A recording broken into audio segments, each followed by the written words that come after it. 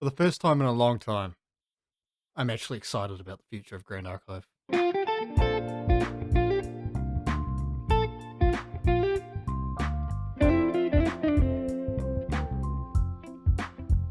Before we get started on the video, I just wanted to address that I've had a few comments about the links for deck lists not working on my videos. This is because Shout Your Deck got hacked a little while ago and effectively lost all their data. I'm not too sure what happened, so I'm not going to comment on it. However, what I'm going to do is effectively go back through my videos, copy the lists onto TCG Architect, and then put a new link into the descriptions. This isn't going to happen immediately, but it will be there at some point. Doing something a little bit different today. I'm just going to go through all the spoilers, give my first thoughts on them. I've seen a lot of these, but I haven't seen all of them, so we'll see what we can find. Starting off with Alice. She's decent. First time I've seen Exalted on a champion itself. So I'm guessing they're going to change the rules around that, because currently I believe Exalted effect is effectively if you have an advanced element activated, you can use this. So with it being Exalted itself, I'm sure they'll change something to Exalted cards can be played with an Exalted champion, same as normal advanced elements. Is it good? Yes. Effectively, it's a free materialization if you have 3 chessmen on board, and then you get another pawn at the beginning of each turn. And then if you have 3 or more chessmen allies, draw a card into memory. So not only are you getting a pawn piece every turn, but if you've got 3 allies on the board consistently, you're consistently getting an extra card a turn, which is very powerful in a deck like this. Alpha Filter Beast. I'm not too big on Cleric and Tamer stuff. I like Aristana, but that's about it. An ally that uses the Brood mechanic isn't exactly what I'm looking for. It's nice though. It'll be good in some Pantheon decks where you need to fill in some spots. Blacksmith. Now, I really wish this wasn't Pantheon exclusive. It is a really cool card. It's a 1/3 with intercept for 3. That on enter, each player summons a cheap sword token, and you get the crowd favorite. Now, crowd favorite would be broken in non-Pantheon format, hence why it is limited to Pantheon. However, it is such a powerful card because yes, your opponents do get a cheap sword token, so a 1/1 sword token. However, giving you the crowd's favorite, making it harder for them to attack you with those weapons, and then also having a 1/3 interceptor on the board is super powerful for Pantheon games. Angel Attendant. This is probably my favorite card that's been spoiled so far. RDO is shaping up to be a very powerful set. Now, I do think they need to be careful, especially in the future going forward, that they don't make too many more powerful cards constantly, because we are going to end up in a situation with a lot of power creep. However, I do think it is good to introduce a lot of different cards that can have a lot of effect on the game in order to change the meta up and have a few different decks be viable game. Now, Angel Attendant is one of those ones that I see as making it viable, with being a 2-cost 0/3 with advanced imbue, and as long as it is imbued, it has intercept and on death draw a card. This is effectively a buffed up Library Witch. So the main problem with Library Witch is that you often end up in a situation where if you don't have Cremation to draw those 3 cards, it's a 0/1 body on board. It's just removed immediately by any ally. This being on the field, it's not going to get removed straight away. It's going to be 2, maybe 3 attacks in order to remove it, depending on what your opponent's playing. And a lot of the time, if they're only playing 1 attack units, it's going to be hard for them to remove it straight away. So you aren't afraid to just leave this on the field as is, while also being another target for Cremation Ritual in decks like Rye. Angelic Vanguard. Advanced Imbue. As long as imbued, it has Intercept and Retort 2. So another one that's really good for probably decks like Merlin or Wind Lorraine, Crux or something like that, where you're going to be having the advanced cards enabling it to be imbued, but it's also a 3-drop 2/3, so which is already a good stat line with most allies.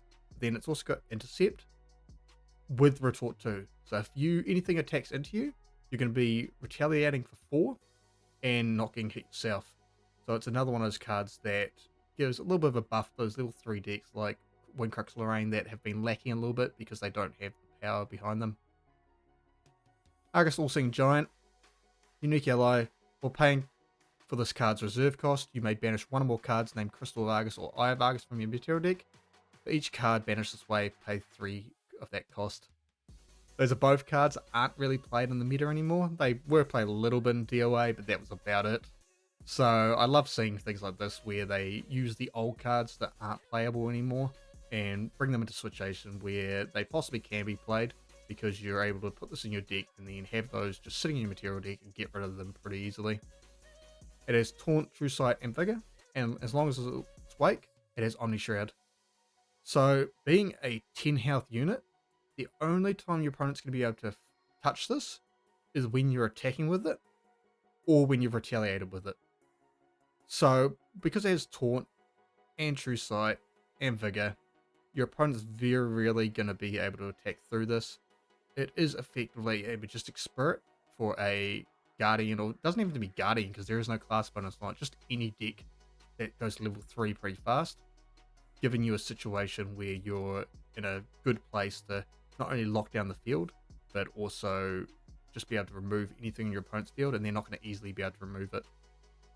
The main deck I see this going into is a little bit of a strange one that some people may look at me strangely for, but it is a Arasana deck that runs the ultra rare Regalia, where effectively all cards gain Star Calling in the deck. Just because you're not only getting rid of 2 more cards out of the material deck, which is what that deck wants to do, get rid of the material deck as fast as possible, but you're giving Arasana something on the field that is able to protect you from attacks, and your opponent's not going to easily be able to remove, which for Arasana is the main drawback of the deck, is that you often have a lot of spell slinging and situations where you're able to do a lot of damage, but your defense is effectively Resolute or Nascent Barrier and stuff like that. So this just gives another option for that deck. Aerial Archangel of Datura. Apologies if I said that wrong. This is a Crux Tier Imbue 3. On enter, if it is imbued, reveal the top card of your deck and put it into your material deck preserved. Then you may banish a card from your material deck. If you do, it gets +3 into it in turn. So a lot of the time, if you are playing this imbued, it's effectively a 4-3 on the turn it comes down without having to lose a thing. Generally, you'll probably get rid of the card you put into your material deck, but if it's something that you do want to be able to return to your hand, you do have the option to get rid of a Regalia as well, which is good. I don't see too many decks that you want to run this in. Maybe like a Fire and Soul or Fire Crux Lorraine deck, where you do run quite a bit of Crux, and you want to start getting rid of those swords pretty fast. It's effectively another fluffy shopkeep that does a lot more damage. Not having any keywords does draw it back a little bit, but it could be useful in some decks. Automation Forge Warden. Class bonus, it gets +1/+1 for each of up to 3 tokens you control. I was watching a podcast earlier this week, I can't remember who it was, and I think they got it slightly wrong. So they went, oh, it's just +1/+1 because you have to have 3 tokens to give it. But it's +1/+1 for each of up to 3 tokens. So if you have Tenoris's 3 domains that he creates out on the field already, because they are tokens, this is getting +3/+3 immediately, and in Tenoris level 3 it is pretty easily to get 3 tokens on the field. So when this comes down, it's effectively a 2-drop 5/5, which is very powerful. Ezreal Archangel of Materia. Ixia and Neos Imbue 3. On enter as a spell, Ezreal is imbued. Destroy another target non-Regalia, non-champion object. Reserve costs 3 or less. Its controller summons a Spirit Shard token. This is okay. So it is removal. However, you can't target Regalia and you can't target champions, of course. So what you're effectively doing is, if your opponent has an ally such as Argus on the field and it is tapped, Omni Shroud will protect against this. Then you're able to use this to then just get rid of it straight away. Things like Majestic Spirit is another good target for this. However, I do find a lot of the time giving your opponent a draw is going to be a bit of a drawback on this. So it just is a thing that you have to kind of weigh up whether it's worth it or not. I don't really see too many decks running this. Maybe a Neos deck where you want to be able to control the board and get rid of your opponent's things easily. But a lot of XE decks at the moment I don't think quite need this at the moment. Baby Slime. We'll find the thing in a bit that creates this. But I love baby slimes. I love slimes in general, and it's just one of those ones that I think I'll be messing around with slimes in Pantheon a little bit and trying to do it so that we can loop and make tons of baby slimes. Bandit, Gaze Leader, bring on the Raccoons. Along with Banner Raccoon next to it. I love the idea of Raccoons. I don't think it's going to be a good deck. I think it's going to be absolutely a horrible deck and a massive troll. But it's hilarious. Just being able to create a whole bunch of Raccoons, use Banner Raccoon to buff them up, and then just remove everything in your opponent's graveyard so they're just not allowed to have anything at all. It'll shut down a lot of the fire aggro decks and the water Imbues and such like that, but there's going to be a lot of decks that are going to be able to counteract it quite easily. So a lot of the time I don't see this really being played a lot, but it's a cool thing. Replaces itself and gives you more Raccoons onto the field. Banner Raccoon giving the +1 to all Raccoon allies. I wish this was just like Banner Knight, where it just was like level 1+ or something and gave it to everything. But the fact that your opponent has to have no cards in the graveyard is a little bit of a drawback, but it's still cool. Banner Slime, another fun slime. 2-drop 1/2. The other slimes get +1 until end turn when you tap it. Another one. I feel like this could have just been a static effect of other slimes get +1 until end turn.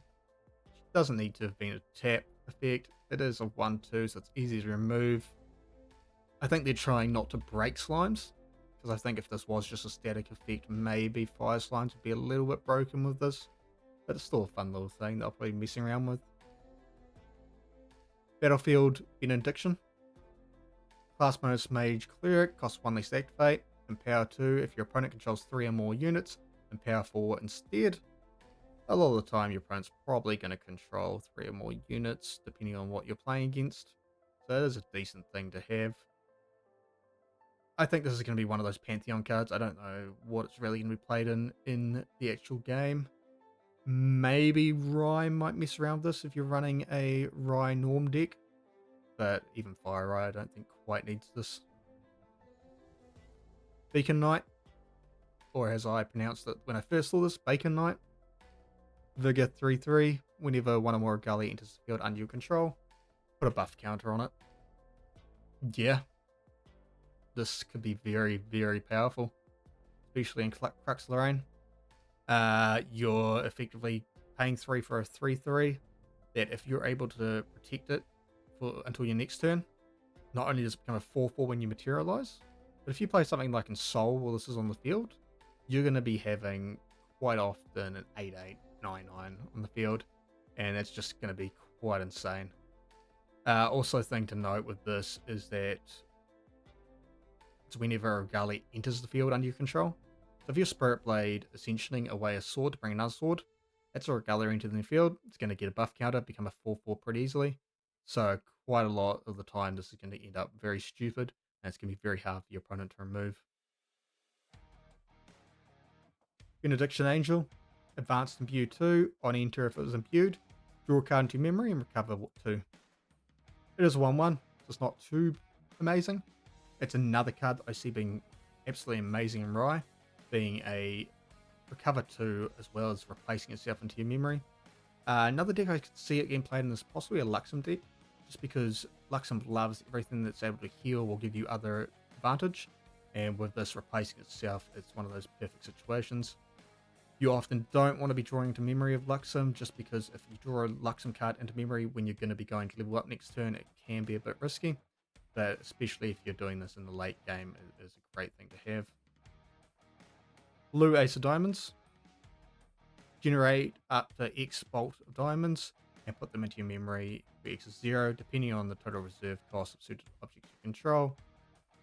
6 being 1, 10 being 2, and 21 being 4. Now, there's been a lot of people talking about this. It could be very strong. Bolt of diamonds is just down below, so we'll have a look at that in a second. But effectively, there are situations where you're able to generate 2 of these into your memory on turn 2. Possibly even a situation where you can generate 4 by about turn 3 or 4, but that's with no interaction and everything, so a lot of the time you are going to end up having a lot of things removed because your opponent will know exactly how dangerous this is. But being a 1/1 ally that also has floating memory is a great thing for all water decks. Light Ring, 0 cost. 4, tap it, draw a card in memory, then put it on the bottom of your champion's lineage. Inherited effect at the beginning of your recollection phase, deal 1 unpreventable damage to this object. Yeah, I mean, it's good in Umbrellas. That's about it. You want to be able to put a cursor on the bottom of your champion lineage so you can then start playing advanced element stuff without having to take that 7 damage. This is a good way to do it. That's effectively all it's going to be used for. Will that deck become a good? Possibly. It's got some good feet, but we'll see where it goes. Blood Dragon's Pact. This is such a bad image of it. I really wish when people were given spoiler cards, they would actually give out the downloadable link of the spoiler card rather than just relying on people screenshotting a image from the actual video or such. It's got ally link. Linked ally gets +4/+4. At the beginning of your end phase, deal 4 unpreventable damage to your champion. So, it's good in Jin. It's a 1 cost for +4/+4. A lot of the time you are going to end up with things like hasty messages and stuff in your hand that aren't really that good late game with Jin. So this is a good thing to have in order to play the ally out, make it a 5/6, able to attack for a ton, and also helping your goal of taking 4 damage and building up that damage deal a mass amount in one turn. Of course, you got to be careful because a lot of the time you will be situations where you're really close to dying and you just healed out of death, go to end step, and then this could kill you. But with this being on one of your allies, Jin plays Cremation Ritual a lot of the time, so you can just cremate that ally if you need to in order to not die after dealing 5 damage with it. Older Diamonds. Level 2+, this costs 2 less. Dangerous. Free spell in Mage. Deal 1 damage to target unit. Yeah. This is... yeah. Fast speed 1 damage is... I mean, it's not broken, but it's one of those ones where a lot of the time there's been a lot of people playing Crystallized Destiny. See how your copies now? It's about to go down if this becomes meta. Because being able to just play this for free, pop the shield, and then do whatever massive damage you were about to do them anyway is absolutely broken. But also, notice how it says generate them and put them into your memory. These are actual cards that go into your memory. So, not only are they free spells that deal 1 damage to your opponent, but they're cards you can just play into your memory to pay the cost for other cards. So if there's many more cards that generate these in the deck, you're going to end up with influence of 10+ pretty easily throughout the game, which results in you having so much interaction, your opponent not being able to do much.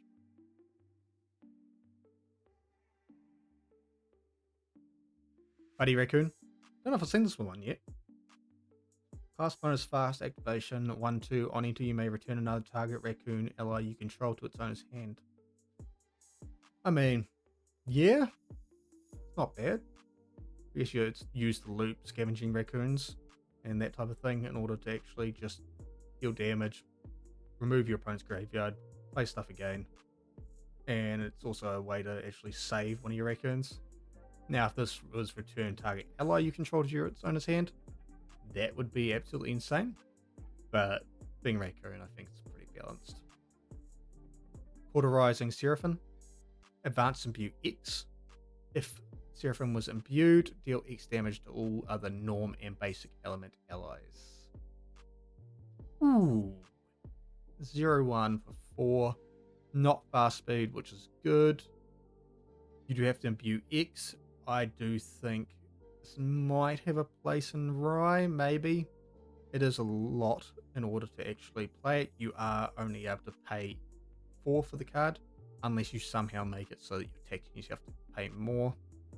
So most of the time this is only be doing 4 damage to everything, which at the moment is enough to remove Asins and a lot of those allies, but isn't enough to remove a lot of the bigger allies that we're starting to see that could become problems. So it's one of those ones that could be good, but we'll see what situations it arises. Celestial Navigation.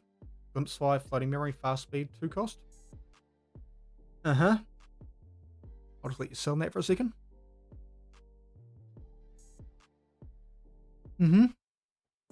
Yep.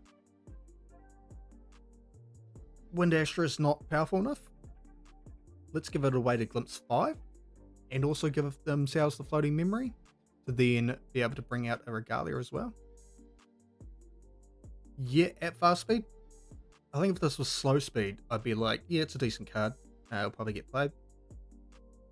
Fast speed, yeah, this is gonna be a card. Not only is this great in Pantheon, but in just a normal deck, you're able to stack the top of your deck perfectly, or just dig for those bolts. Yeah, this is gonna be a scary card. Charm of Anticipation. Banish it, draw a card, activate this ability only if you have the crowd's favor. Another Pantheon card. I love the idea of the crowd's favor. I think it is an amazing thing to have. And just another GCR effectively without having to use your divine slot. As long as you've got the crowd's favor, which there's a few cards that give you it. Not a huge amount, but a decent amount. It's definitely going to be a staple in all Pantheon decks, which is a good thing that it comes in the decks. Chasing Shadows. On enter, you gain agility 3 this turn. Whenever you gain agility, allies you control named Omnis Shadow get +1 to end a turn. I sat here looking at this for a while when I first saw it, and it's good. It's not that good. Tristan has a very linear game plan, and yes, there are ways to use the main tool to create more copies, loop it, and suppress it and such to create a lot of Omnis Shadows, but a lot of the time that is counterintuitive to Tristan's game plan, so you're probably going to end up not really running this. But there are going to be situations, especially Pantheon, where Tristan needs a little bit more help. That will be pretty good. Covert Manipulator. On enter, look at the top card of each opponent's deck. Then you may choose an opponent. If you do, you gain the crowd's favor status. That opponent draws a card. Each of you and your opponent... apologies. Each of you and your other opponents put the top card of their deck into their graveyard. I mean, crowd favor, as we've talked about, it's great. This is a good way of being able to actually let one of your opponents draw a card, yes, but you choose the one that's going to help them the least and get rid of some good cards off your other opponent's tops. Crimson Rapture, or Rupture. Damage 20 plus, this card costs 2 less to activate, destroy target item or weapon. It is a mage spell for some reason, I'm not too sure why. Probably because we're going to be seeing an Exia mage at some point, which will be very, very scary. I actually thought that we might see the Alice become Exia, being Umbra and Exia both sides of the evil, but I guess it doesn't really line up with the actual background of Grand Archive either, so one of those ones I was probably hoping for something that was never going to happen. But being a 3-cost fast speed removal, yeah, this is absolutely insane. This is not quite as broken as Excalibur because it's not 2-cost and it's not any non-champion object. But being a 2 less to activate, so being a 1-cost late game, can absolutely just swing tides in Jin, and this is going to be a auto-include in a lot of those decks. Crowd's Favor, so this is a thing we've been referring to quite a bit already. Whenever an opponent gains Crowd Favor status, you lose the status, so only one player can have it at a time. Players can't declare attacks targeting an object you control unless they pay 1 for each attack declaration, and whenever an activation, materialization, or trigger targets an object you control, you may negate it unless its controller pays 1. Great thing to just allow you to survive a bit longer in the multiplayer games. And if you've got the crowd favor, it's going to mean that a lot of the time your opponents aren't going to want to attack you because they have to pay so many taxes. And as we're seeing from some of the early gameplay, there's a lot of taxing that goes on in these games. Afflicting Advantage. It's a 1-cost fast speed. Prevent the next 1 damage to be dealt to target unit this turn from sources that you don't control for every 3 damage counters on your champion. Yeah. I mean, it's usable prevention. It's not just to your champion, it's to everything. And it has the gem bonus of choose a polearm weapon you control and trigger each of its on-enter effects that then put a durability counter on it. So you've got the polearm weapon that on-enter deals 5 to you and draw a card. So this is a good thing to be able to use. You might want to use this on yourself in order to just draw a card, because the 3 damage counters, if you have 30 damage counters on you, you can be preventing next 10 damage. So prevent that full 5 from the polearm, just drawing your card effectively. But a lot of the time, you'll probably just use this to either stop your opponent from killing you in the end step or something along those lines. Dewy Slime. Intercept 0-1. On enter, you may banish a card floating memory from your graveyard. If you do, draw a card and recover 2. I like the idea of it. I do. Is it amazing? No, not really.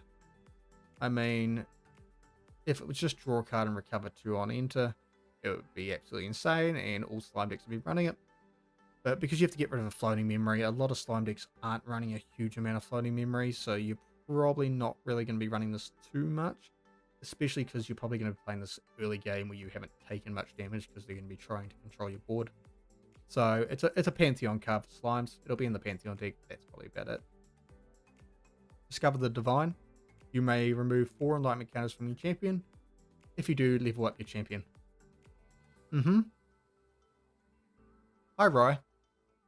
Hi, Rye. Now, when you go to level 2, quite often you're going to have 2, maybe 3 enlightenment counters on your champion on that turn. There's not going to be a huge amount of situations where you can have that 4th one on there straight away. But if you build your deck right, then there definitely is situations where you can use a careful study or something early on to give you those enlightenment counters.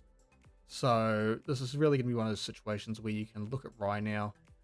Yes, DJing level 3 is probably better because you're able to banish the arcane from your memory and you're getting those levels added onto Rye.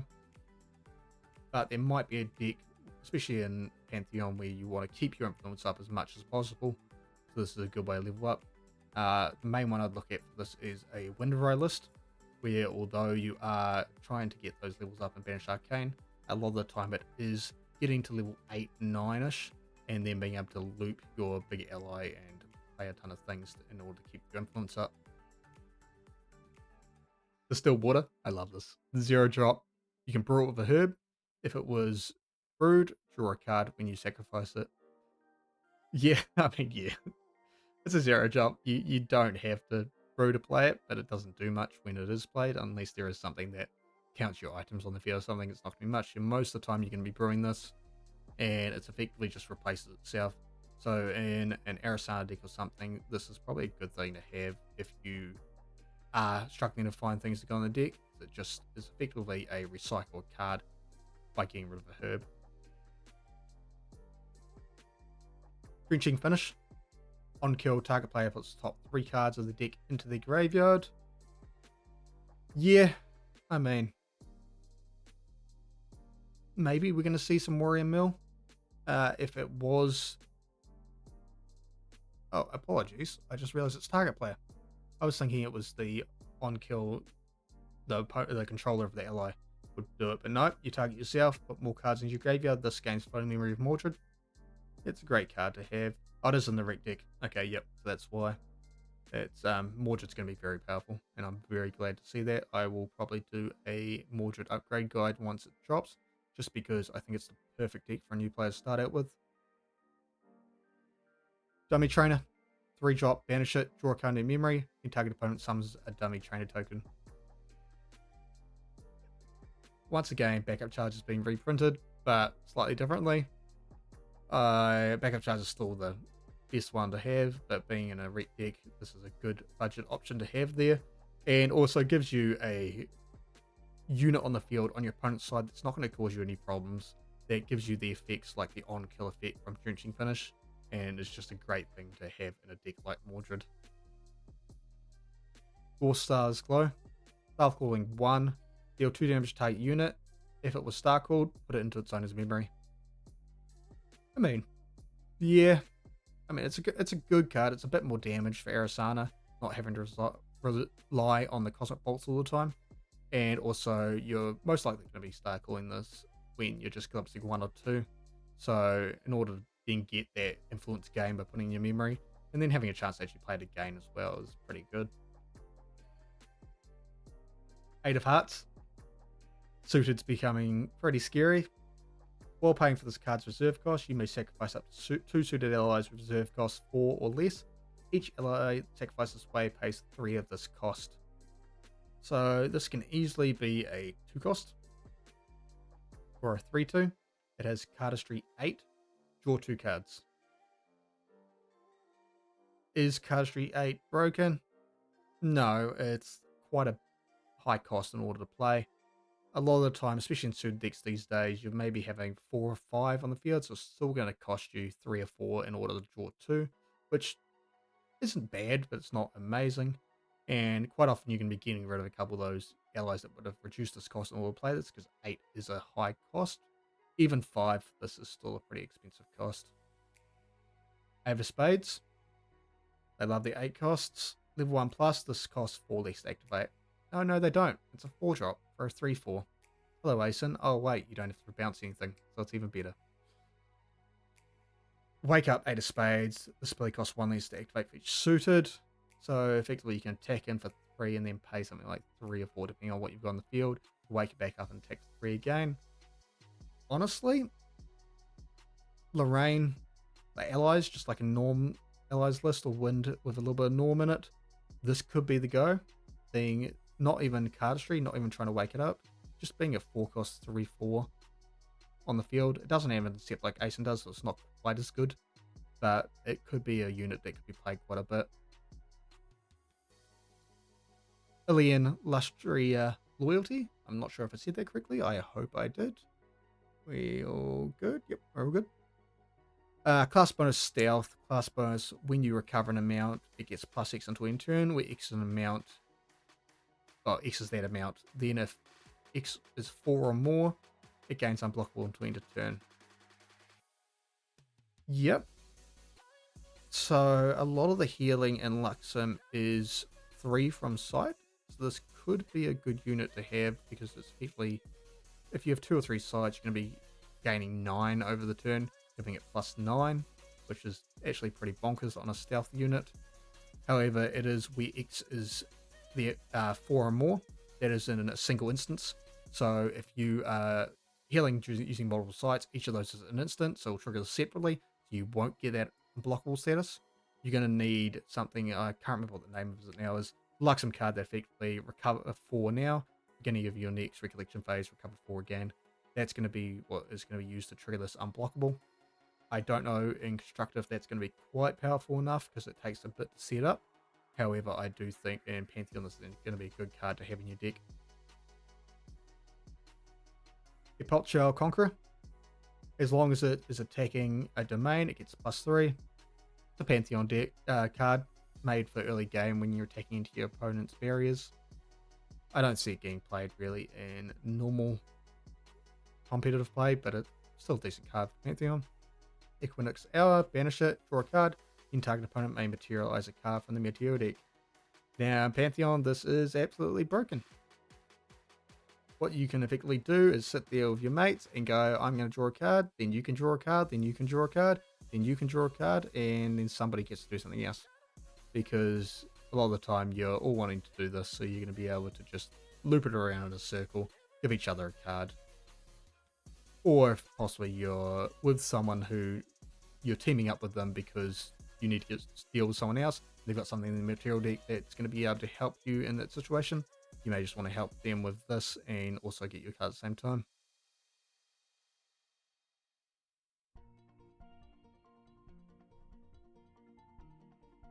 Essence Crucible. I need to draw a card. Arasana bonus of whenever you brew a card, put a refinement counter on it.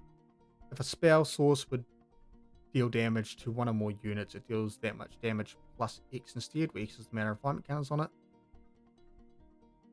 Yeah. This isn't a Pantheon exclusive card. I feel like it should be. There are going to be Arasana decks that come out that are going to be brew decks. They're not going to be the Turbo Arasana ones that we used to, but they're going to be based around brewing a lot of things and be able to control the game state like that. Using this to get a ton of refinement counters on it, then deal a ton of damage to your opponent in the late game. Now, it can be fracturized and dealt with that way, so there are ways to get rid of it, but I do think we'll see a little bit more like Meltdown and Spurred Ash and stuff getting played in order to remove things like this in the future. Everlonging Thorns. Put 2 debuff counters on target ally. If your shifting currents is facing east or west, put 2+ level debuff counters on it instead. If it was empowered, put it into its owner's material deck preserved. Yeah, removal for allies. Kongming does need it, so yeah, it's a decent card to have. 5 of diamonds, cardistry 5, draw a card into memory. So a lot of the time, you're probably going to end up being able to actually replace this pretty easily for 2 or 3. It's got a floating memory and it's 1/4. I do think that diamonds is going to be an interesting suited deck revolving around a lot of replacing themselves and then generating more cards into memory, giving you an insane amount of influence. Just be glad that Lost in Thought is currently banned still. Flagrant Guide. On enter, you may level up your champion. If you do, deal 6 plus X unpreventable damage to it, where X is 4 times that champion's base level. Hello, Jin. 3 drop 1/3 that levels up you from level 2 to level 3, and then deals, what is that? Deals 6 plus X unpreventable damage. So 12, 18 damage to you. Not only are you going to level 3 Jin, then you're dealing 18 damage to yourself straight away in order to just be ready to basically go for kill on that turn. I think we will see a lot of Jin decks stop running Dungeon Guide and start running Flagrant Guide instead. I have not seen this yet. This is the first time seeing it. This is insane in Jin.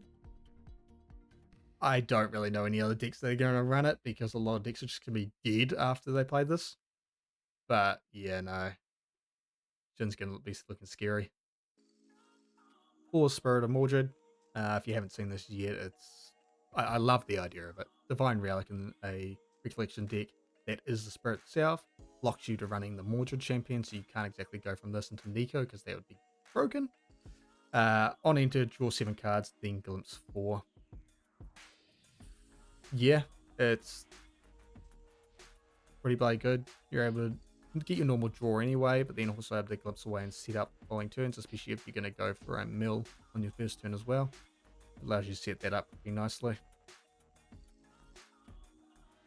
Flourishing Q, Y. Let me know how to pronounce that. I'm not actually too sure. Whenever your shifting currents change from facing any direction to north, while this card's activation is on the effect stack, or charge counters on that activation, deal level plus X to target unit with X the amount of charge counters on it. So effectively, if your shifting currents is facing another direction, you play this, you can then change it to north with the activation of this because it is a spell, so it's going to trigger Kongming's effect. And then you can just like loop a couple sites or something as well in order to add some more counters on it. This could be very scary very fast. Forbidden Teachings. If you control a book object, glimpse 3, 2 drop, and draw a card. Yeah, I mean it's made from Rye effectively. That's what I see it for. If it was fast speed, yes, this would be absolutely amazing. But being slow speed, it doesn't quite have the power that I'd want for a new card for Rye. Bounce Seraphim. Advance Imbue Taunt. On enter, if it's imbued until the beginning of your next turn, allies your opponent's control into the field rested. We love effects that force your opponent to enter rested and not be able to actually play anything new to attack you. This is definitely built like a water Neos deck. Just being able to control the battlefield while you go to level 3. Could also be decent in an allied Luxem deck or something like that, where you've got a little bit of advanced element in order to actually imbue it. A lot of the time, you're not going to be running too much advanced in those decks.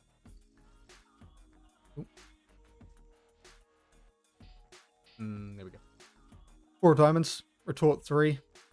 4 cost, reveal up to 2 suited cards from your memory. For each card revealed this way, generate a bolt of diamonds and put it into your memory. Yeah. Cardistry 4 is not a hard effect to get, especially in suited. 1/3 that can retaliate for 3, so you don't even have to attack this. You can just leave it on the field and your opponent's not going to be able to remove it easily. Now, it doesn't have intercept or anything, so it's not completely broken, but being able to effectively give you 2 new cards into your memory, as well as revealing 2 suited cards. I don't think there is any reveal effects on suited yet, luckily. But yeah, this is going to be pretty broken mixed with all the other generation of the older diamonds. Fragment Spirit of Water. If you haven't seen the new CSR spirits, here they are. We were worried originally that it said CSR reprints on the list of what's going to be in the set, and we thought they were actually going to be stupid enough to reprint CSRs. They're not, as far as we're aware. So Fragmented Spirit of Water is what they're saying is the reprinted CSRs. It's effectively reprint cards that are getting CSRs for the first time. So you've got all the Serenes, all the Fragmented, and all the Fractured Spirits that are getting CSR treatments for the Wind, Water, and Fire. Full Bloom, first ultimate spell we've seen.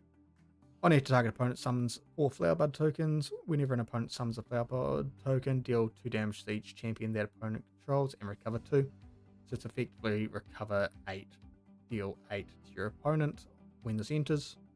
And then also, if you've got ways of creating more Flower Buds throughout the turn, your opponent's going to be taking a lot of damage, you're going to be recovering a ton. Gildas. I love DOA Gildas, so I love to see her getting another card. 3 cost Exalted, Stealth, Vigor. Having Vigor and Stealth is just insane. 2 costs, tap it, prevent next 4 damage that would dealt target unit's turn, as long as you control another fairy ally. This ability costs 2 less to activate.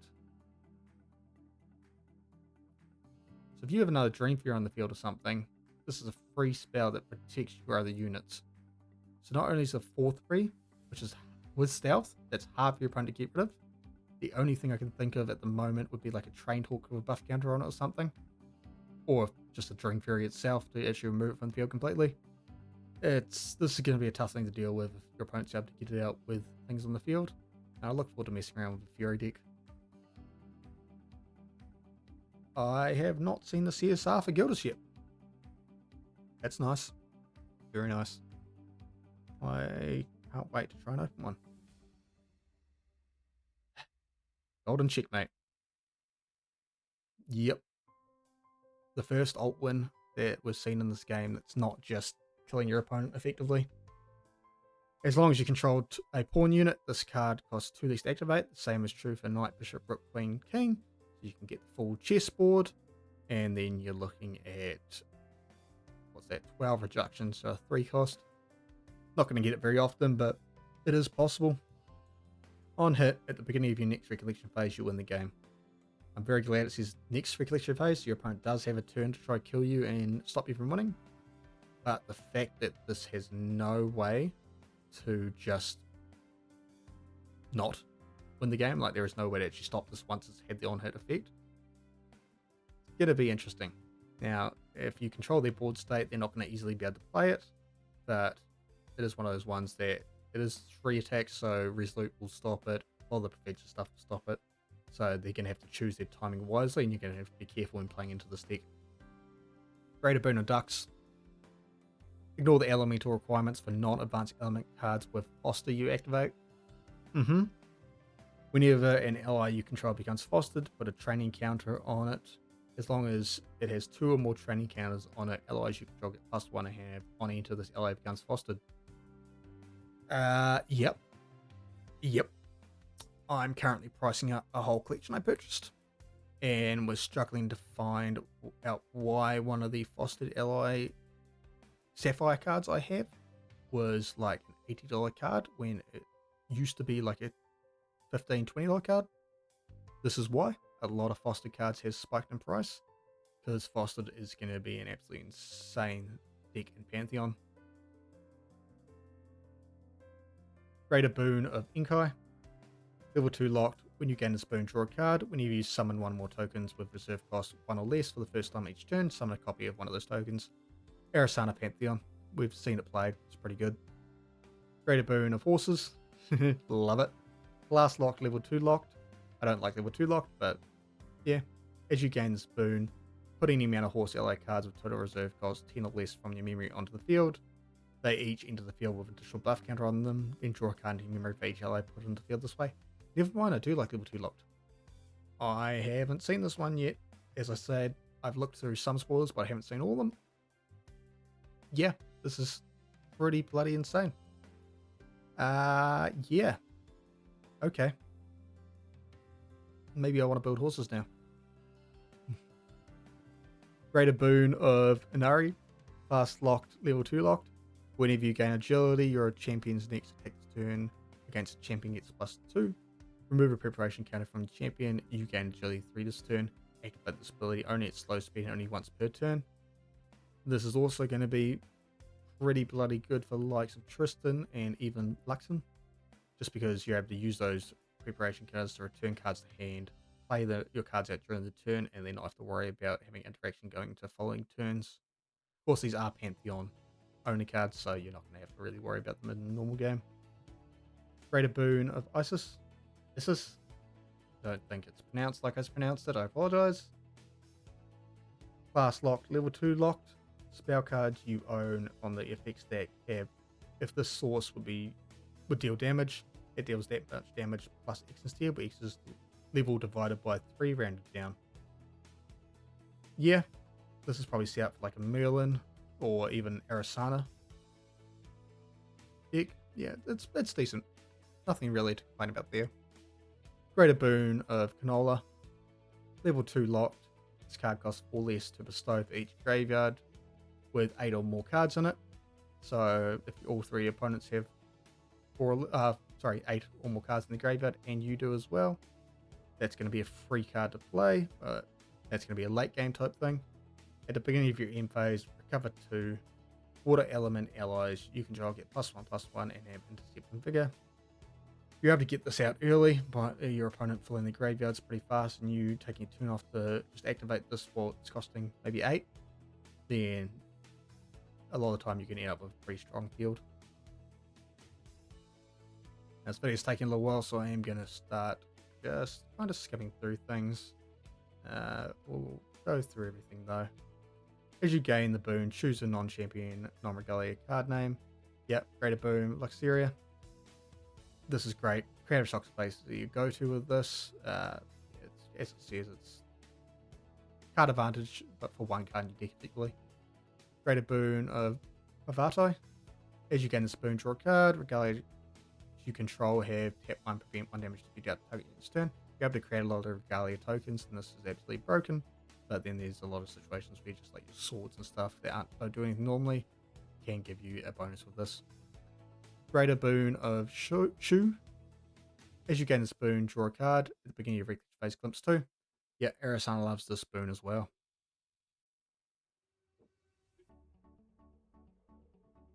Greater Boon of Baratara. Level 1 locked. At the beginning of your end phase, deal X plus Y damage to a random target champion you don't control.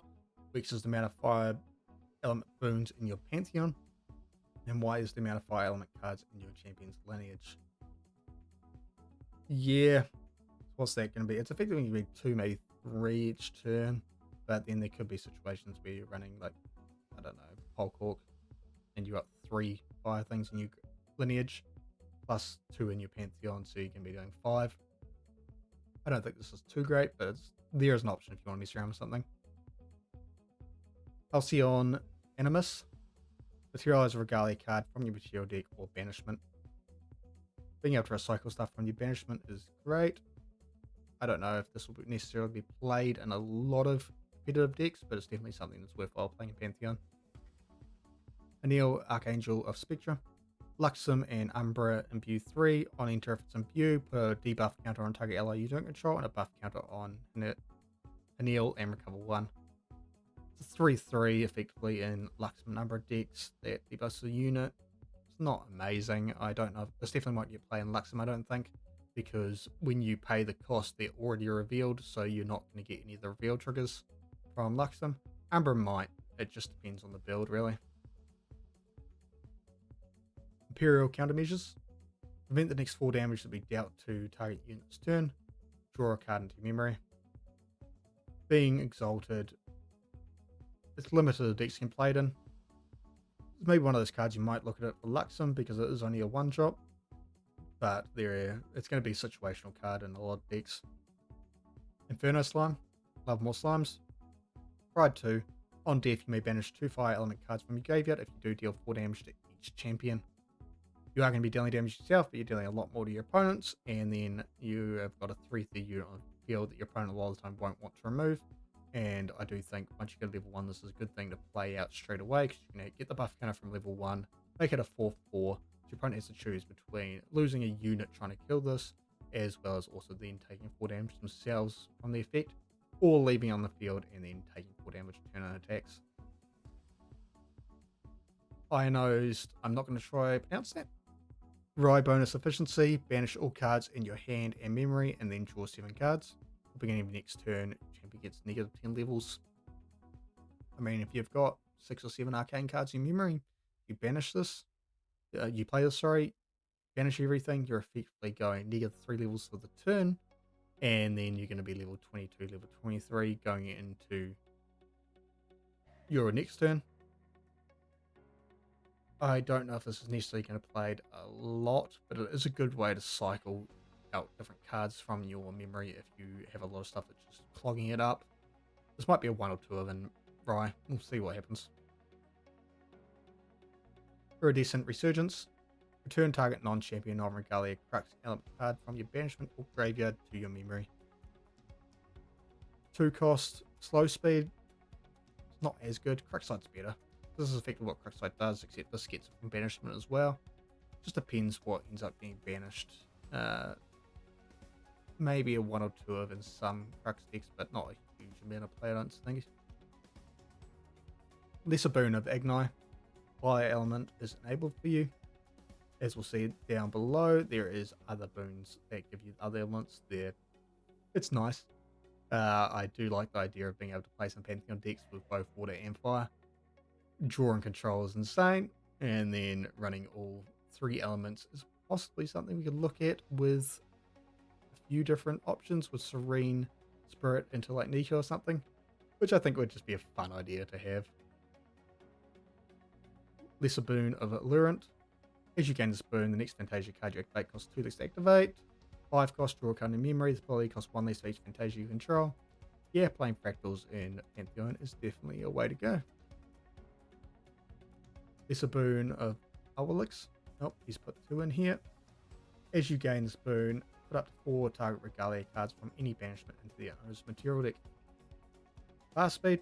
I mean, if your opponent's playing in Soul deck and they manage to Ensoul in Pantheon with a ton of swords, this will just completely wipe their chance of winning. But this can also be used to recycle your own Regalia if you have a lot of Regalia that have effects that you kind of want to recycle. It's a usable one. There'll be some situations where I'll probably mess around with this and see what we can do. This is a boon of bullets, class locked. Ranger, materialize a bullet card from your material deck. Cost 1 less to activate for each time you've activated it this game. Okay, so effectively pay 2, materialize a bullet, pay 1, materialize a bullet, and then it's free to do it each turn. Hang on. What's a bullet card from your material deck? Oh, cost 1 more. Helps as you read. Okay, so yeah, it's 2 cost and 3 cost and 4 cost and 5 cost. Okay, yeah, so it does become harder to use, but it's still a good thing to have in Ranger decks. Lesser Boon of Distance, class locked, target range unit becomes distance. If this is the 3rd time this ability has resolved, draw a card into your memory, activate this ability only 3 times, or thrice. Yeah, I mean, again, another boon that can be played in Ranger. It's a boon of Ducks, class locked. As you gain this boon, choose an ally and it becomes fostered. It's another boon to be used in the foster decks. I'm actually quite looking forward to foster. I think it's going to be a fun little deck to play. 2 costs, class locked. This boon of Isis. Wait.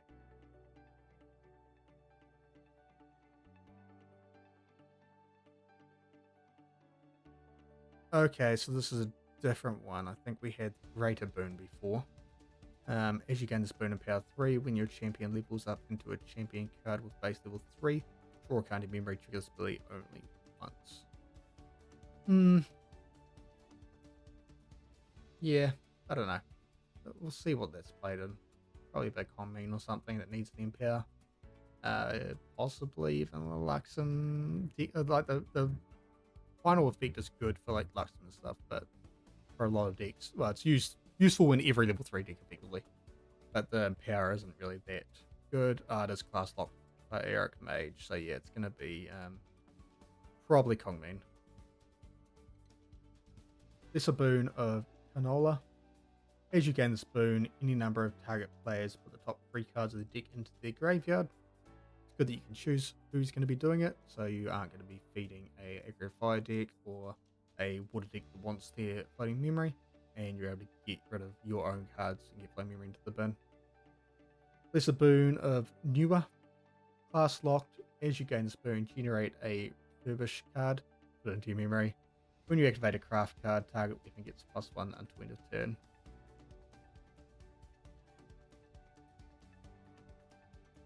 They had to make a card that gave you refurbished, didn't they? Oh, love it. I have so many refurbishers sitting in folders. Lesser boon of Bravate. As you gain this boon, put 6 durability counters on siegeable domain you control, and put 3 durability counters on siegeable domain, or put durability counters on siegeable domain you don't control. Most of the time you're just going to be playing 6 on your own. You don't really want to help your opponent too much unless they're giving you a lot in return. Lesser boon of Poseidon. Water element is enabled for you. That's the same as the fire one before. Lesser boon of Reiko. Activate this ability only twice, depending on d6 plus d6. Each player discards a card. Nothing happens. Each player draws a card. You draw a card. You draw 2 cards. Bring some D&D dice rolling into it. Like to see it. This is a boon of Revelry. Level 1 locked. As you gain this boon, choose an ally and put a buff counter on it. Target player that controls exactly 1 ally puts a buff counter on an ally they control without a buff counter on it. Whew. Yeah, I mean, you can help your opponent out by activating this and giving them buff counters onto the units in order to save it from one of your other opponents in order to get you a little bit of help. But a lot of the time you can be using this on your stuff. I mean, it's good into an ally list. Lesser boon of Shu. Class mode is locked. As you gain this boon, put an alignment counter on champion. At the beginning of your end phase, put an alignment counter on your champion. Now, this goes very well in the Rye Pantheon deck, where we remember that remove 4 alignment counters from your champion and level up your champion. Having this going level 1 Rye, bringing this out straight away, putting alignment counter on champion, then ending turn putting a 4th one on. In your next turn, you can level 2, and then straight away play that level 3 on that turn. And Pantheon going to level 3 on turn 3 is pretty damn good. Lesser boon of Territories. As you gain this boon, scavenge 10 for a domain card. A scavenge being the new effect, where effectively you reveal cards from the top of your deck until you hit that type of card, and then you get that card into your hand. Guardian, scavenge, giving you domains. Could be a good Pantheon deck. We'll have a mess around with that once we know what all the cards are. Lesser boon of Timeless Passage. At the beginning of your recollection phase, draw a card into your memory. Trigger this ability only twice. Yeah, I mean, it's a mage. It is 8 costs, so it's going to cost you quite a bit to activate it. But being able to get a new card, or effectively 2 new cards for this, is decent. Lesser boon of Xeris. Last mode is locked. 2 costs. Put a preparation counter on your champion. This ability costs 1 more to activate for each time you've activated this game. I mean, if you need some more preparation counters, then it's good. It's probably a decent one in Tristan, but a lot of the time it is going to start costing quite a bit. Light Veil Agent, Stealth 2/3. Whenever you recover, put a buff counter on it. If you've got 2 or 3 Luxem sites in your memory, then this could be decent. It's 2 cost 2/3. With Stealth and Luxem, I have looked at making Luxem a bit more of an ally deck rather than just a turbo combo deck, but it would need to be a turbo Luxem for a card like this to be played. If it had a reveal effect as well, it'd be probably broken, but you know, it's still a decent card. So yeah, it's an option to have in the deck. Luminescent Slash. This card costs 2 less to activate for each other attack card you've activated this turn. It gets +2 for each other attack card you've activated this turn. This is a Morid card that is actually very playable in Morid, and a lot of the time can be something that does a huge amount of damage with the right situation. We'll have a look at that when I do the deck tech though. Luminous Surge. Target units next attack gets +3, recover 3. Whenever you reveal this card from your memory, target units next attack gets +1. Yeah, I mean, especially in the Pantheon Luxem deck, being able to add a bunch more damage each turn. And then also having the effect of being able to give +3 to an attack and then also save a bit of life is always decent. But the reveal effect here is really what we're looking for. I don't really see this game played too much in a competitive list though, just because there's too many good luck cards as there are. Call Mercy. This card costs 1 less activate as a cleric bonus. Target player recovers X for X's 3 times their champion's base level. If that player is an opponent, you gain the crowd's favor status. A lot of the time in Pantheon games, if your opponent is going to be losing because of one of your other opponents attacking them, and them losing is going to result in you then losing the game, you may want to be able to save them. This is a good thing to have in your deck in order to enable that. We've got our Mordred's. Mordred's lineage on enter. Mordred's next attack this turn gets +3 and gains on hit recover 3. When you activate a Luxem card, they level Mordred. And then we've got this level 3 over here quickly. So when Mordred can level up in champions with the same base level, when he does draw 2 cards, you go to this first and then you go to this. Attack cards in your graveyard have floating memory and ephemerate X, where X is that card's reserve cost. So you can not only get the floating memory effect that level 2 has, but also you can activate things like dungeon guides and stuff from your graveyard in order to then straight away level up into Mordred Luxem, get the effect of that, and then draw 2 cards, replacing the 2 pay dungeon guide, and play multiple attack cards. Mordred Burnished Avenger. On enter, look at the top card of your deck. If it's an attack card, you may banish it. If you do, you may activate that card this turn. As an inherited effect, as long as Mordred has leveled up this turn, the first attack card you activate this turn costs 2 less to activate. So quite often you're going to be able to go into Mordred level 3, dungeon guide or something, go up into Mordred Luxem, and then be able to not only get +3 to the attack you play, but it's going to be a free attack, because a lot of the attacks you play, I don't know if I've got, yes, this is 5. A lot of them are 2 cost, or this is going to end up being a 3 cost, and there are situations, as we'll see soon, where you can effectively wake Mordred up with an attack, and then end up not only being able to deal multiple damage with those wake up attacks, then play this getting +2 for probably 2 or 3 other attack cards possibly, dealing 10-12 damage with this. Numerous Monk. Regalia you control have tap it as a spell, deal 1 damage to target unit. You're creating a lot of those swords in a warrior deck in Pantheon, even in normal Crux maybe, but I don't see it being quite as good. Then all those dummy swords that can't be used or aren't often going to be used in attacks can then become little ping units to ping your opponent to death. Optical Control. As Optical Control enters the field, choose a card type. Cards of the chosen type your opponent's activate cost 4 more to activate. At the beginning of your recollection phase, sacrifice it and draw a card. Now this could be played in Luxem, possibly. 3 cost, but it's going to tax your opponent and stop them from being able to play stuff not only on your turn, where you're currently playing, but also on their turn. On top of that, it also allows you to draw a card. So a lot of the time you might want to be able to use this after you've made your opponent put your hand down, but you know you're not able to kill them this turn. Play this out, know exactly what they're going to try to do to win them the following turn, name that card type they're going to use, and then stop them from doing that.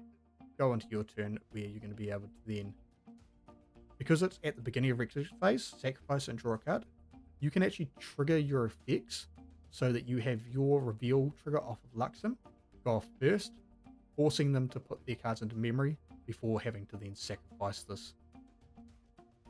Pantheon Barrier. If you've seen any Pantheon gameplay, you've seen this.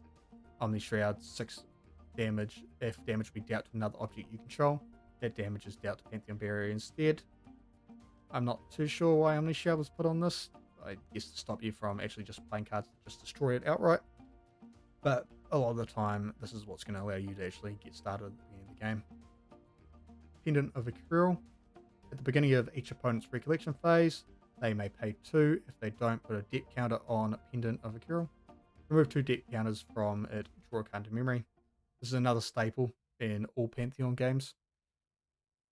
I don't see why you wouldn't put this in a Pantheon deck effectively, because it's tax that also allows you to draw cards if you have a deal set up with your opponents. or even if you just are in a situation where your opponent can't pay. Photic Blade. Photic Blade gets +1 for each refinement counter on it. Whenever you recover, put a refinement counter on Photic Blade. Refinement counters aren't durability counters, so this still only has 2 durability, but they're a separate counter that effectively adds damage on constantly. If you're revealing a lot in Luxem, then this is something that could definitely be looked at. I have started messing around with a Luxem list that effectively goes away from the Light Beaver route. It still runs them, but you're effectively going to be trying to get as many refinement counters on this as fast as possible once you go level 3, and then go for a slice and dice, dealing 30 to 40 damage on turn 4 and 5.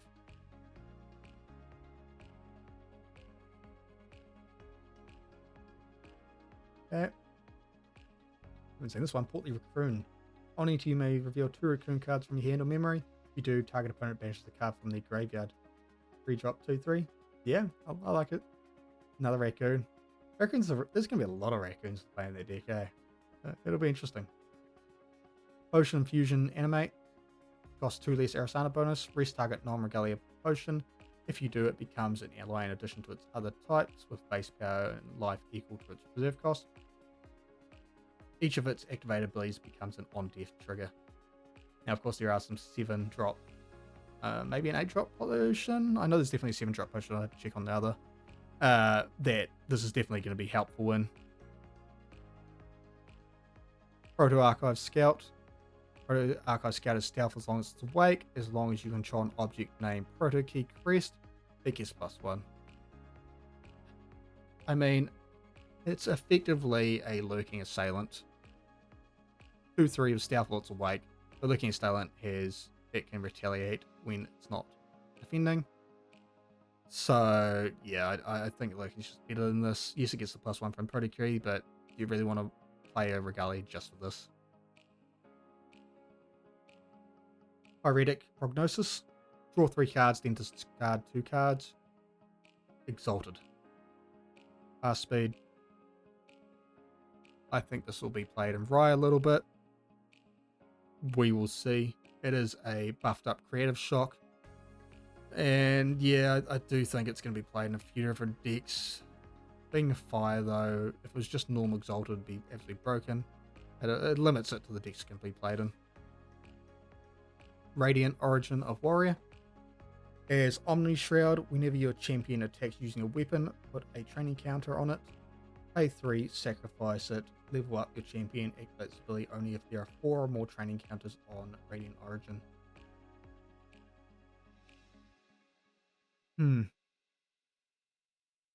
Okay. I'm mentally brewing a Norm Lorraine list currently, playing Dawn of Ashes to attack your opponent, and also running a bunch of weapons and stuff in order to attack, and then having this as an option in order to, in Recollection, pay 3, sacrifice it, level up your champion into level 2, and then go for a sweep or something if needed. Raziel, Archangel of Libra, Arcane, and Astra Imbue. On enter, if it's Imbue, banish 2 cards at random from your memory. If you do, glimpse 3 and then put 2 of them in, 2 cards from your deck into your memory. This is the thing that has made me go, right, is going to be absolutely insane going into the next set. I'm a little bit lost for words that this is actually a card along with the other Imbue things that we've seen that will help Rye. And I think Rye is definitely one of those ones that you're going to have to watch out for going into the next set. Not sure if I've been a little bit quiet. Apologise. Reaping Legacy.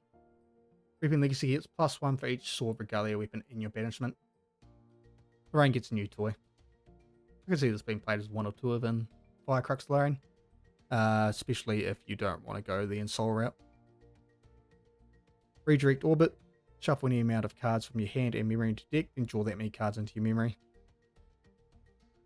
Low speed, Astra, allows you to filter, means you can have shuffle your deck again. It's good to see another way to actually shuffle the deck.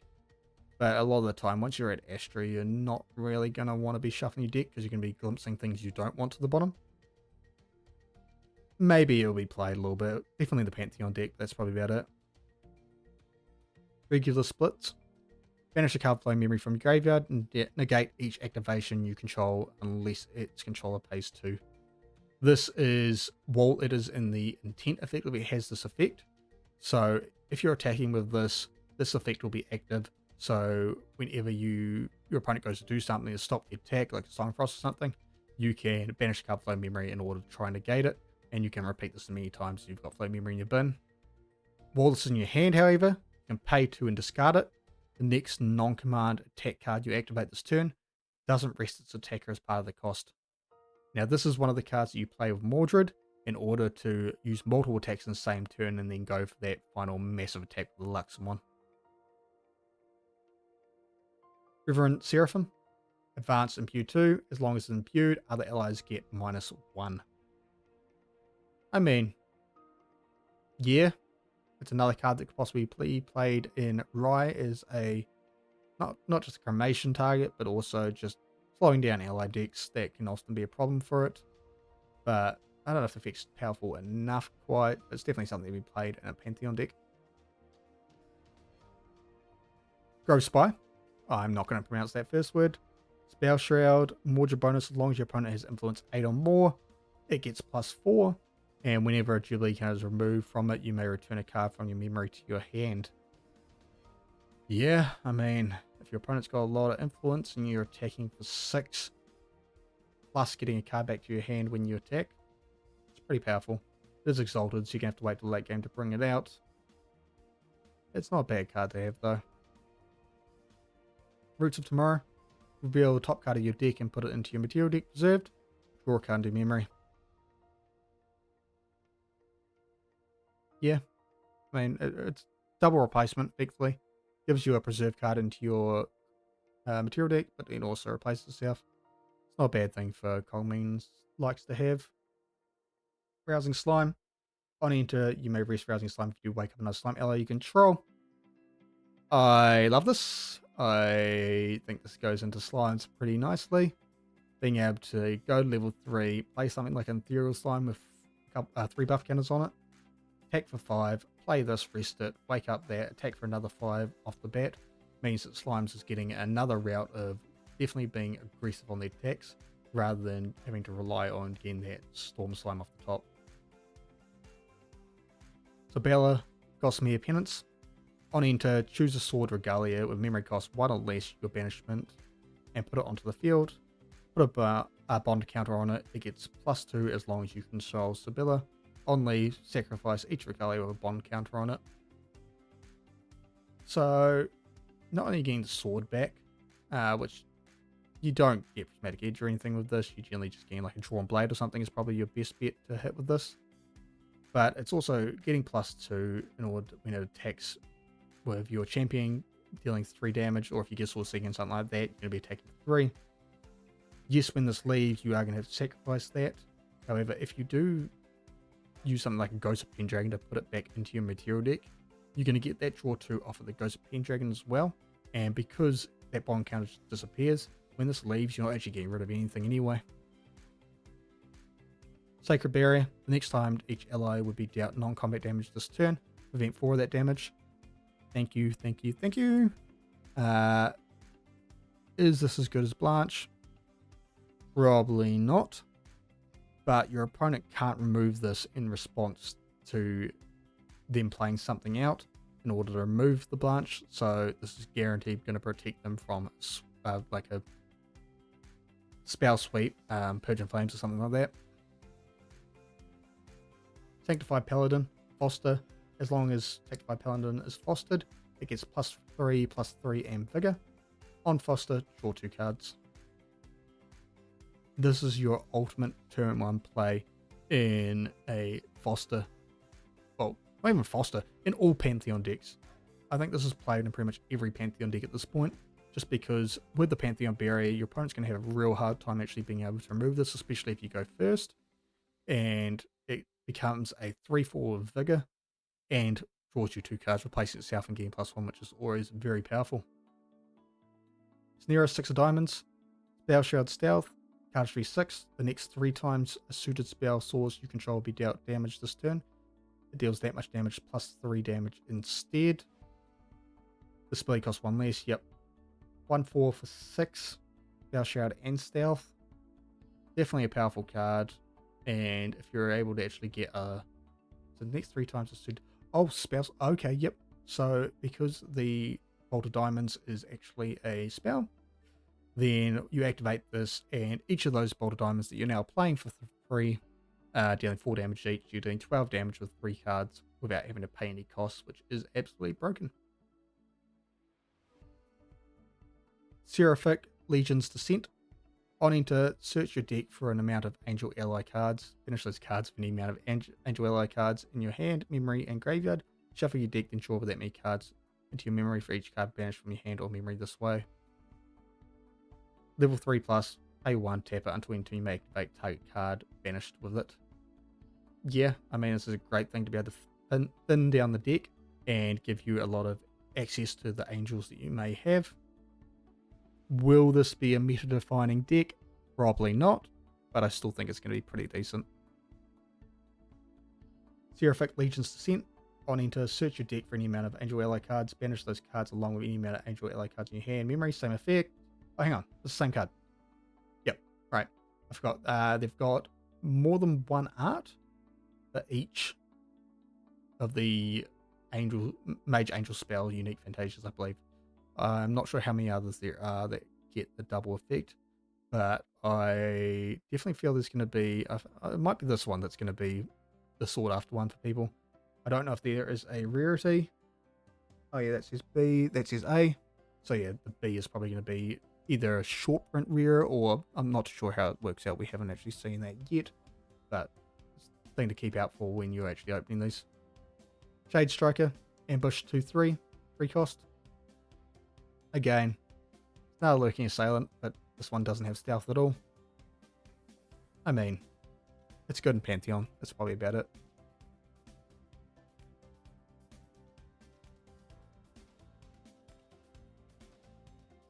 Shared Fervor.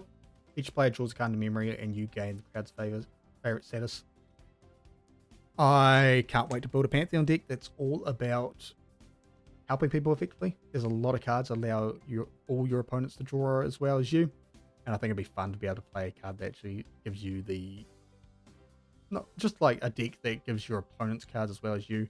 And maybe you might not have a specific way to win the game, but it's all about helping your opponents having some fun, which is what Pantheon's all about. Then we've got Shizun of the Ash. On enter, you discard a card if you do draw a card. Banish a Fire Emblem card from your graveyard. As a spell, deal 4 damage to target ally. Activate this ability only if your shifting character's face is north or south. Another card for Fire Kong Ming. Pretty good. Slime Party. That is interesting on the cost. It looks like it's almost been superimposed over the top. Interesting. Slime Party 4 cost. This card costs 1 less to activate for each different element slime ally you control. Put a buff counter on each slime ally you control. I mean, yeah. This is going to be in slimes, because when you're at level 3, you're going to have probably 3 or 4 different element slimes. So often this can be a free card. It just puts a buff ally on each slime. And especially if you play the Slime Swarm, which we'll see in a second, getting multiple different slimes on the field, this also just becomes 3 costs. Put buff counters on your slimes, same as the Attune the Winds Slime Swarm, what we just mentioned, which is just a 1/1 3 cost that on enter summon 2 baby slime tokens rested, which with the Slime Party can become 2/2s pretty easily. I've got the different spirits of water. Nico is the spirit for all the water ones. Of course, if you notice in her hand, that is the different symbols for each of the spirits, being serene and fortuitous there. And we've got Arasana for the wind one. There's serene spirit wind there. Starlit Apothecary. Arasana bonus at the beginning of recollection phase. Summon a token copy of target potion or herb you control unless an opponent pays 4. And summon a token. The summon token is a potion. It becomes brewed. This is another one of those taxing pieces that you see in a few of the videos, where it actually is very powerful, especially if you've got a good potion on the field, and means that your opponents are constantly going to have to hold up cards in order to pay the tax. Stocked Outpost. On enter, draw a card in memory. on destroy, if it's an opponent's turn, that opponent draws a card in their memory. This is a great card for all Pantheon decks. I think most are going to run it, because it just takes a bit of damage off of your units, because your opponents are going to want to get that draw themselves, so they're going to want to destroy this before anything else. Striking Tides. On hit, you may banish a card with flow memory from your graveyard. If you do, wake up your champion. This is another one of those cards that is used with the Morid level 3 effects in order to use multiple attacks in the same turn and then play that real big one for a ton of damage. Table Straight. Reveal any amount of suited cards from your memory, depending on the length of the longest consecutive streak of reserve costs among cards revealed this way, and suited allies you control. What? Reveal any amount of suited cards from your memory, depending on the length of the longest contiguous streak of reserve costs among cards you control. I'm not too sure how this works. 2, 3, 4, draw a card. 5, 6, draw 2 cards. 7 or more.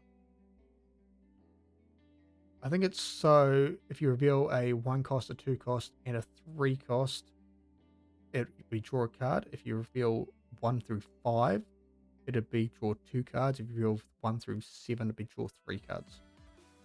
Okay. So effectively you have to be able to play something else out onto the field. Then with 8 cards, you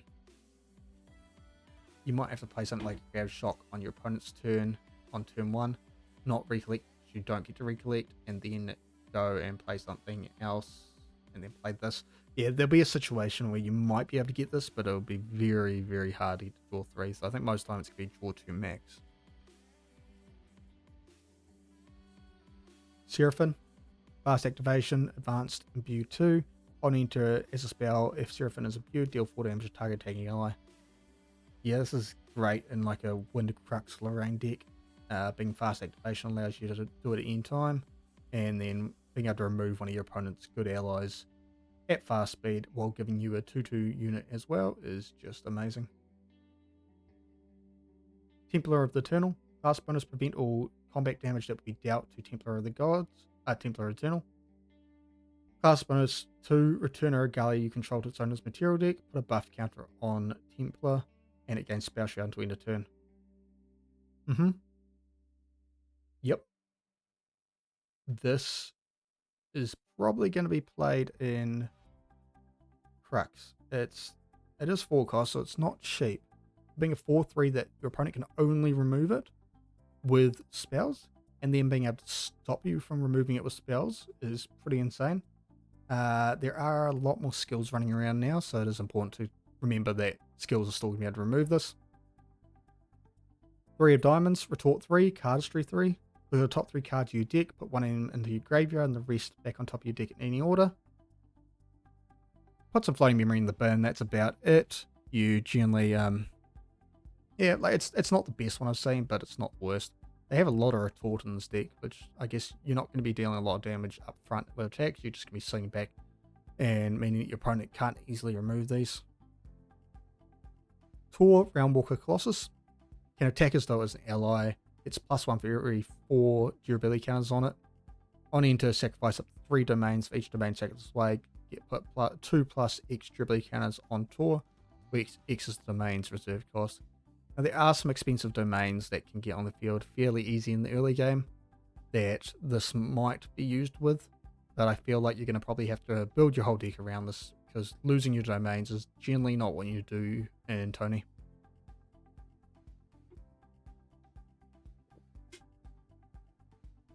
Training Dummy. So the card we mentioned earlier that is bought out with Mordred's backup charger light card. 1 cost 0 2. Perfect thing to have on your opponent's side of the field in order to kill something without having to really worry about too much. Trickster of the Fave Realm. Stealth, on enter, look at the top 5 cards of target opponent's deck. Banish up to 2 of them and put the rest back on top of the owner's deck in any order. On leave, return the banished cards to the top of their owner's deck in any order. I mean, it's a fairy, but we call it a fairy deck. It is good to just hold your opponent back, but being a 1/2, it is fairly easy to remove with a lot of things. So I don't, yeah. There'll be a situation where if you're running into like Imbue or something, you might put something that you want them to have to mill at the beginning of their turn on top, and then just put a couple cards you don't really care about on into banishment. Tune up, recover 2. If you control an automaton ally, recover 4 instead, floating memory. I mean, 2-drop, being able to recover 2 no matter what. Is this better than Fast Cure? Yes and no. Fast Cure has its limitations with requiring your opponent to have more influence than you. But recovering 4 is probably a bit more powerful than recovering 2, so we'll have a look at this as we move forward. Twin Star Tonic. Brew 2 Blight Root, 2 Silver Shine, 2 Razorvine. Sacrifice it for the rest of the game. When you star call a card, you may copy that activation. If you do, you may choose new targets for that copy. Now, this is insanely powerful. If you are playing Pantheon, you're able to get this out. Insane. Playing competitively, I actually don't think this is that hard to get out. Effectively, all your Cosmic Bolts become 2 Cosmic Bolts. And if you do choose new, yeah. So the new copy will resolve before the original copy, so you can't exactly let the Cosmic Bolt go to the graveyard and then deal more damage to the copy, but it still does a lot of effect on the game. Yes, 6 herbs of specific herbs is a decent chunk, but at the moment with the amount of herb generation we've seen and being able to recreate new herbs each turn, it is incredibly powerful. But also, imagine taking a 12 cost potion and turning it into a 12/12 ally. That'd be a bit fun. 2 of diamonds, pay 2 and power 2. I feel like we're going to be seeing a little bit of spells and such in diamonds that are going to be using the empower mechanics, seeing as this is in there and there's a couple other cards I believe. Ooh. And for the final ones, Vulnerable Sage. Whenever you're shifting currents, changes direction. Vulnerable Sage gets +1/+1 turn. Once you go to level 3 Kongmin, it's pretty easy to get this up pretty powerful, but competitive wise, not that great. Verdure of Preservation. Kongmin bonus, whenever you're shifting currents, change to facing the next clockwise direction. Reveal the top card of your deck and put into your material deck preserved.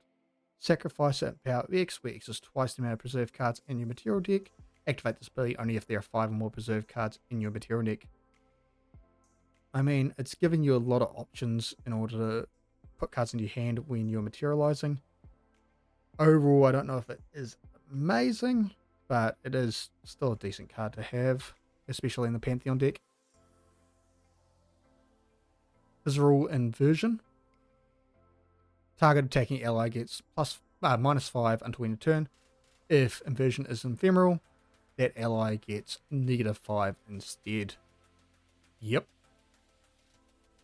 I think Tristan might actually be playing this, because it's going to be able to remove a lot of the pesky allies that it has trouble with, because Tristan's main problem is wide boards can often get through because it doesn't generate enough prep counter to actually deal with everything, and a lot of the time their boards aren't big enough to deal with multiple allies. But being able to just remove stuff, not only give a unit -5, but then have this go to the graveyard and then straight away be able to ephemerate it to then get rid of it completely is pretty insane.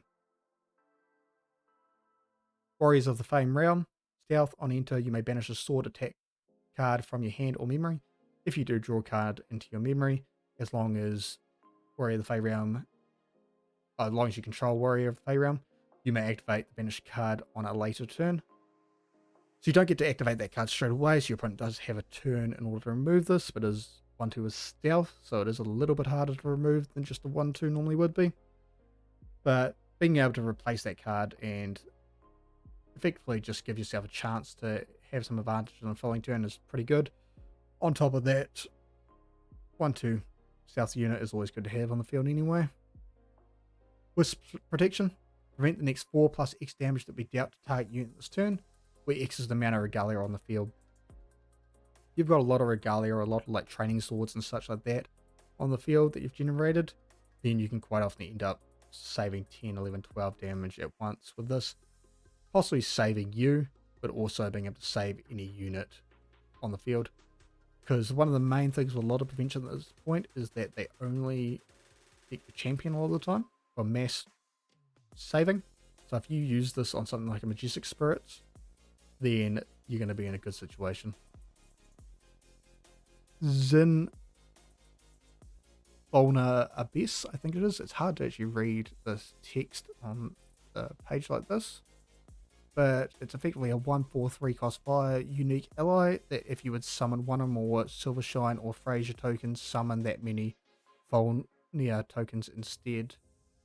I think we actually got the Volnir token today. I think main deck revealed it, and it was sacrifice it and deal 1 damage to target opponent, I believe it was. Give me 1 second, and I will see if I can find that actually. Yep, so main deck did spoil it earlier today. So it is a 1 cost token herb that has sacrifice it as a spell, deal 1 damage to target unit, and pay for and sacrifice it as a spell and deal 4 damage to target unit. So Dao Chan is going to be super powerful with this, effectively being able to create all these herbs and then sacrifice them, deal 4 damage to the unit each turn, or even just sacrifice them all at once to deal 5, 6, 7 damage to your opponent at once. Thank you so much for watching. Don't forget to like and subscribe, and let me know down below what other content you'd like to see. I have got a few budget ideas coming up. However, I'm always open to some new ideas of what type of content you would like to see. Until next time, stay safe.